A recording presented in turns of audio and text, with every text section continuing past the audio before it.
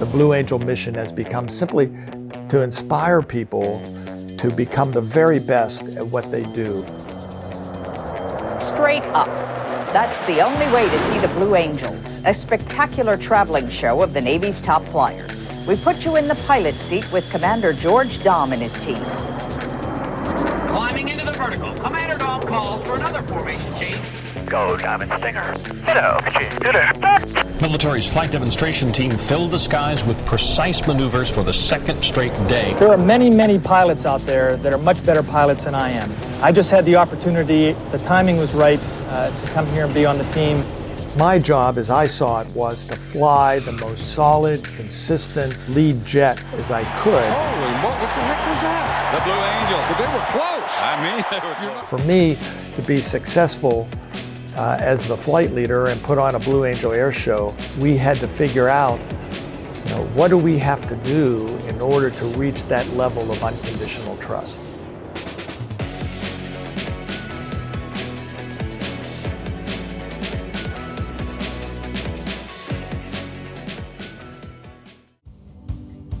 So I grew up in western Pennsylvania, a little town outside Pittsburgh. That was back during Vietnam. My father had spent some time in the Navy in World War II, and while he didn't push for a military experience, I knew that was something that he took great pride in. And so when it came time for college, I elected to apply for a Navy ROTC scholarship and was fortunate enough to be selected. When I graduated, commissioned in the Navy, and 2 weeks later, I'm headed to Pensacola to flight school. Some guys are really, really naturals at it, whether it's eye-hand coordination and being able to assess in 3 dimensions when you're out there flying. I didn't quite have all of that. I had some athletic skill, but I found my key to success was just working really hard and never giving up. So I got my wings in 1978, and then got orders out to Lemoore, California to fly the A-7E Corsair II, and then was assigned to TAC Squadron 146 on the USS Constellation, where I did 2 deployments over to the Western Pacific and Indian Ocean.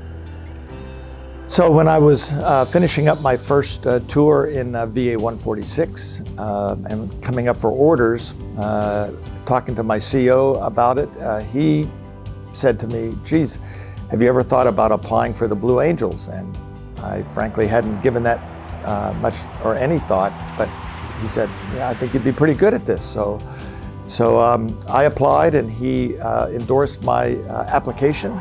Unfortunately, I did not get selected there, but I reapplied a second time. I made the finals, but again, I did not get selected.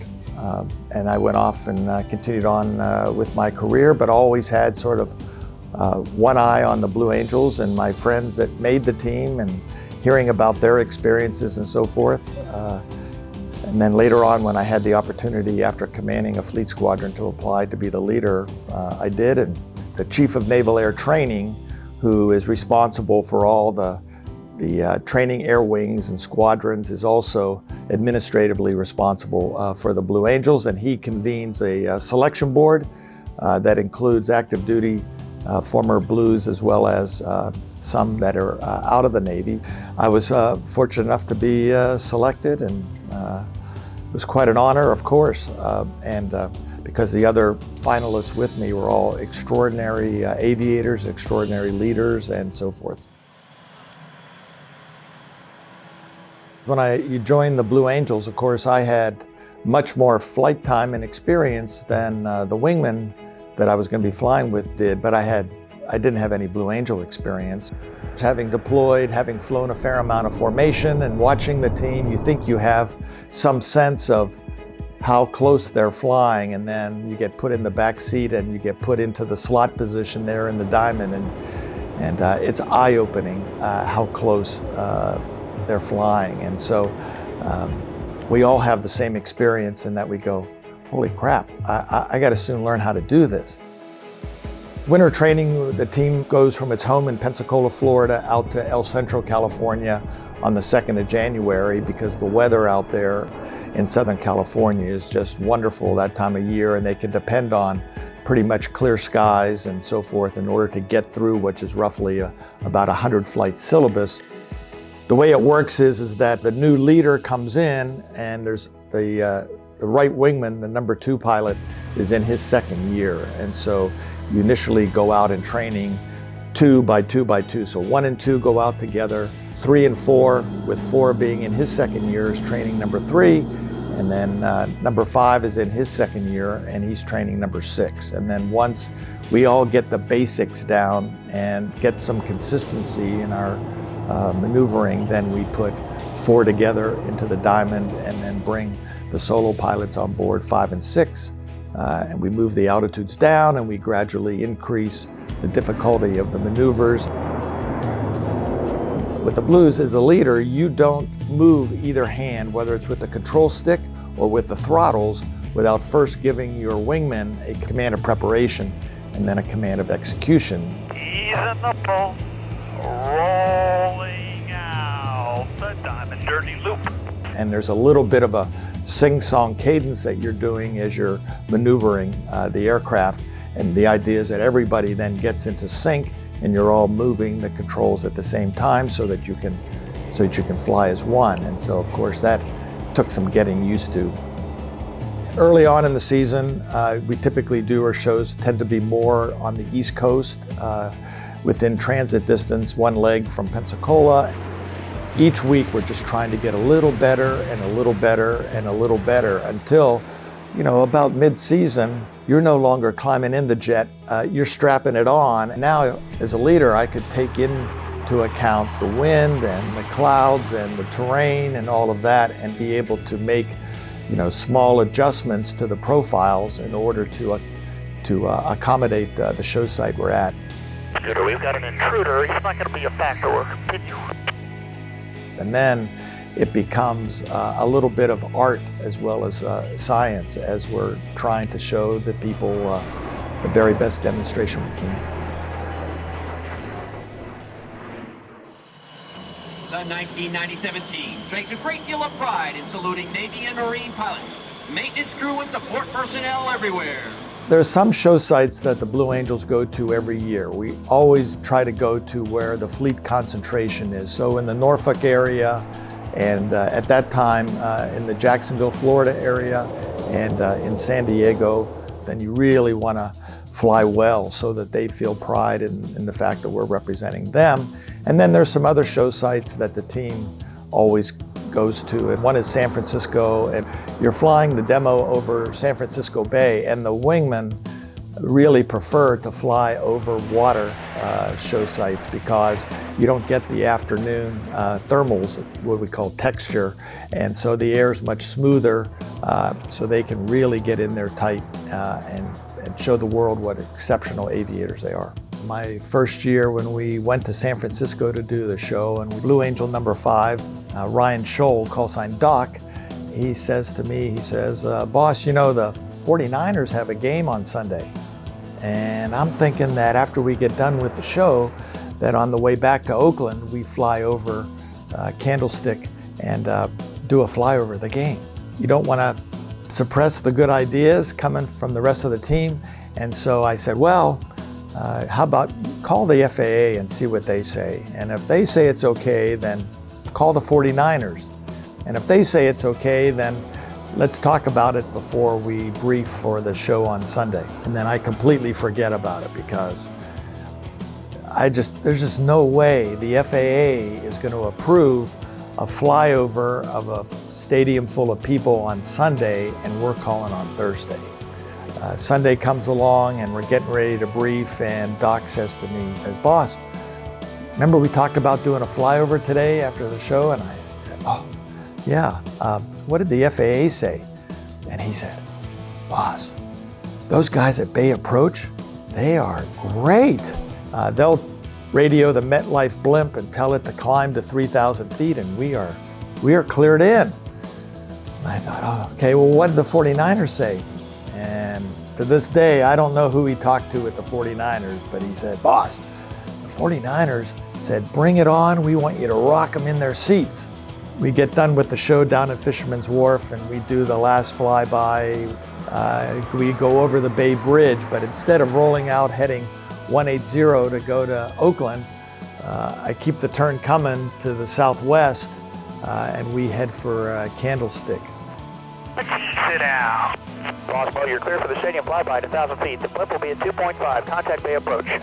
Boss, thanks, Mo. It just so happened that the game was being televised by Fox Sports, Pat Summerall and John Madden. And for those of you who aren't familiar with John Madden, he is terrified of flying. So as we come over the lights, he gets pretty excited. Oh, here comes some airplane. Blue Angel. Holy moly, did you see that? It just flew right up.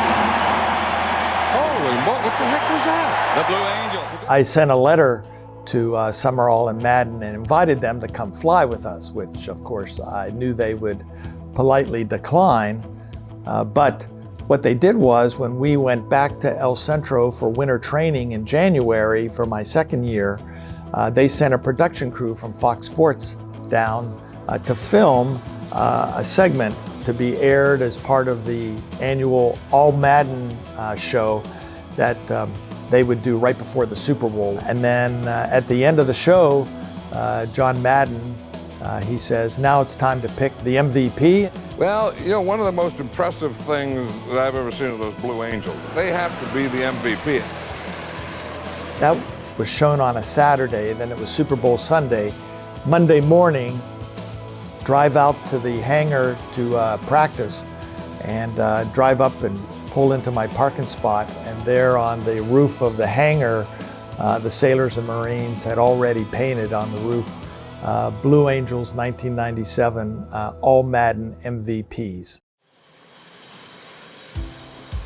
So the first year, you're just trying to execute and do as well as you can to learn the demo and fly as consistently and as well as you can. And then in the second year, you get a chance to put a little bit of your stamp on the air show. And we don't make radical changes from one year to the next. And so my team, we were just very proud that we made a couple innovations in '98 where we put in a half Cuban Eight on Takeoff, which the team had done in the past in previous aircraft, but had not been done in the Hornet. We also put in a formation landing where we landed in 4 planes in the Diamond, which teams in the past had taken great pride in the F-11, the F-4, and the A-4. But because of landing gear problems with the airplane when it was initially introduced, the team at that time decided not to land in formation. Also because the F-18 didn't have a drag chute, which the other aircraft did. And so if you were landing in formation and somebody blew a tire or something like that, they had the drag chute they could put out, which would allow the aircraft to separate from the rest of the formation as they're rolling down the runway.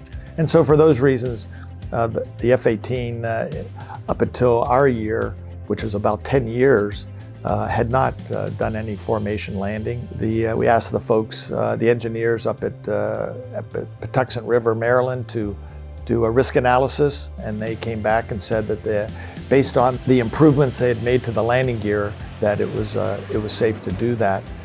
So we went ahead and started working on the profile. Easing the pull, rolling out the Diamond landing. Perfection. A little cry. When we were doing practices, whether here at Pensacola on Tuesdays and Wednesdays, or whether we were at the show site on Thursday practicing, we would always practice a contingency that we would simulate one of us having blown a tire or had some kind of difficulty, and we had procedures in place in order to deal with that. And thankfully it never happened for real, but we were always prepared every time we were coming into land for something that we were going to have to deal with.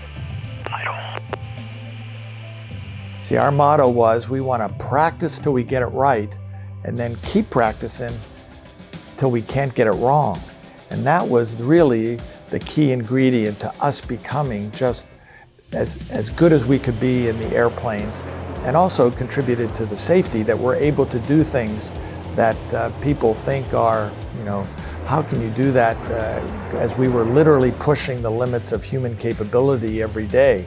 But we could do it safely because it was a building block approach, and because we were doing it every day and always trying to get better, it contributed to the safety.